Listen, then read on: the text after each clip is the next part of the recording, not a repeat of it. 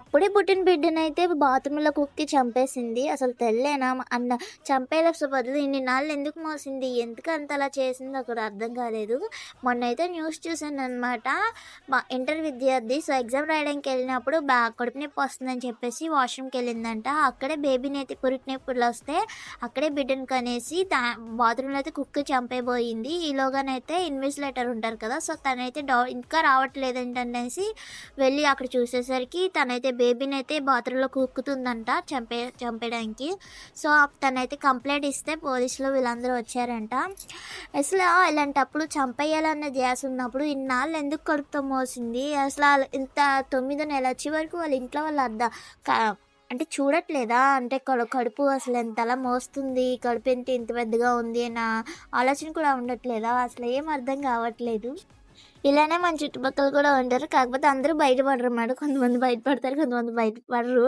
సరేనండి. ఇంకా అందరి గురించి మనకెందుకు మన టాపిక్‌లోకొచ్చేస్తే ఈరోజైతే నేను వంకాయ అండ్ ములక్కాడ కర్రీ అయితే చేస్తున్నాను. ఈరోజైతే బాగా లేట్ అయిపోయిందనమాట. ఎందుకంటే సోమవారం కదా! తడిగుడ్లు పెట్టుకొని పూజ చేసుకొని తర్వాత మళ్ళీ మా చిన్నోడిని బరువేయించడానికి అంగన్వాడీకి తీసుకెళ్ళాను. అంగన్వాడీకి తీసుకొచ్చేసరికి కొంచెం లేట్ అయింది. మళ్ళీ వెజిటబుల్స్ తేడానికి వెళ్ళాననమాట. ఎందుకంటే మా ఇంటికాడ వెజిటబుల్స్ మీకు తెచ్చుకుంటున్నాం కాకపోతే రైతు బజార్‌లో రూ. 10 ఉన్నాయి కేజీ టమాటా. ఇక్కడ తీసుకున్నాము. నిన్న మా బావ తెచ్చాడు.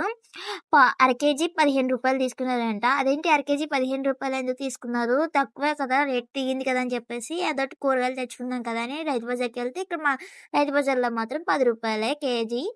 అలా ఉంటుంది. ఇంటి దగ్గర కొంచెం రేట్ ఎక్కువగానే ఉంటుంది. ఇక్కడికొచ్చేసరికి వంకాయ ములక్కాడ కర్రీ రెడీ అయిపోయింది. అండ్ చారు కూడా పెట్టాననమాట. ఎందుకంటే మా చిన్నోడికి చారైనా పెడతాం కదా! అందుకని.